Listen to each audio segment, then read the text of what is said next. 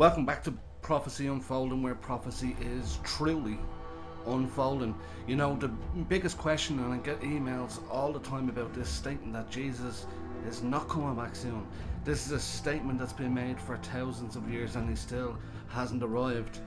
But when I looked into this a couple of years ago and I came across something great that really explained in detail why we see what we call the gap, the 2,000 year gap. Why was it so long when Christ said he was going to return? Why has it been 2,000 years?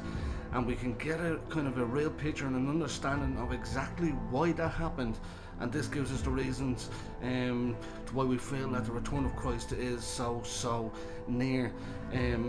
Like always, you have to watch this in full because you have to get the full context of this, but by the end of it you'll have an understanding and hopefully you'll have an eye-opening revelation to see exactly what's happening. But smash the like button also, so that someone that's starting their journey with Christ may come across this video and start their journey and understanding on who Christ truly is. Remember, have the cup of coffee, watch this in full, it's not long, but you'll get a true understanding, and I'll see you on the other side. The 2,520-year prophecy is sometimes linked to Ezekiel's prophecy of lying on his sides, found in Ezekiel 4:6. But the two concepts are not identical. Some prophecy scholars see a connection, but Ezekiel's prophecy is more directly tied to the length of Israel and Judah's punishment, rather than the broader 2,520-year theory. Ezekiel's prophecy of lying on his sides, Ezekiel 4:6. God commanded Ezekiel to lie on his left side for 390 days, representing Israel's sin, and then on his right side for 40 days, representing Judah's sin. Each day symbolized a year of punishment. 390 days equal sign 390 years, Israel's punishment. 40 days equal sign 40 years, Judah's punishment. Total equal sign 430 years of punishment. This prophecy symbolizes the duration of judgment on both the northern kingdom, Israel, and the southern kingdom, Judah, due to their disobedience. How some link Ezekiel's prophecy to a 2,520-year servitude. 1.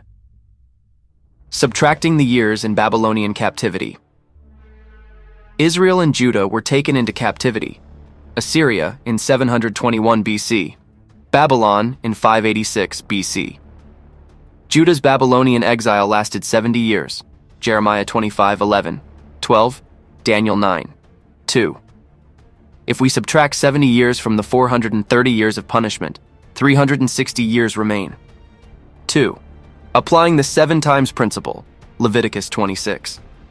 In Leviticus 26, 18, 21, 24, 28, God warns that if Israel doesn't repent, he will multiply their punishment 7 times. 360 years, x 7 equals sign 2520 years. This is where the 2,520-year concept comes in. Many scholars believe this is the true biblical basis for the 2,520-year punishment. Does Ezekiel's prophecy confirm the 2,520-year servitude? Ezekiel's prophecy alone does not directly state a 2,520-year punishment, but when combined with Leviticus 26's 7 times warning, some believe it explains why Israel and Judah were exiled for such a long period. If this interpretation is correct, the 2520 years would mark the time from Israel's exile until their modern restoration. Historical fulfillment of the 2520 years. If counting from the fall of Israel, 721 BC, 2520 years later, using prophetic 360-day years, lands in the late 19th/early 20th century, around the rise of Zionism. If counting from Judah's fall, 586 BC, 2520 years later, reaches the 1940s, aligning with Israel's rebirth in 1948. Conclusion. While Ezekiel's prophecy itself does not explicitly state 2520 years, some scholars connect it with Leviticus 26's 7 times punishment to explain why Israel was exiled for such a long time. This interpretation aligns with Israel's modern restoration, reinforcing the idea that biblical prophecy points to Israel's return to the land in the 20th century. Now, to me, that was so eye-opening when I watched this a couple of years ago, because for years I could never really get the grasp into why there was 2,000 years, why it's been so long. You know, many people call it the dispensation of grace to the church age, but I still always ask the question, there has to be a reason why.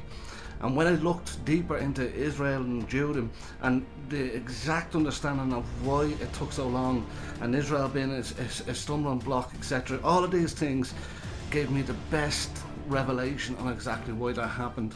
And when I watched this for the first time, it was from a pastor named Pastor Alan Nolan of Cornerstone Fellowship Church, and I'll leave the link below on his series that he talks in this. It's absolutely mind-blowing, from the Greek, Hebrew, English. He covers it all, and by the time he's finished on that series, you'll have a full and truer understanding. And now, when I look at this prophecy, when I see Ezekiel lying on the side, it has total and utter clarity. We are very, very close.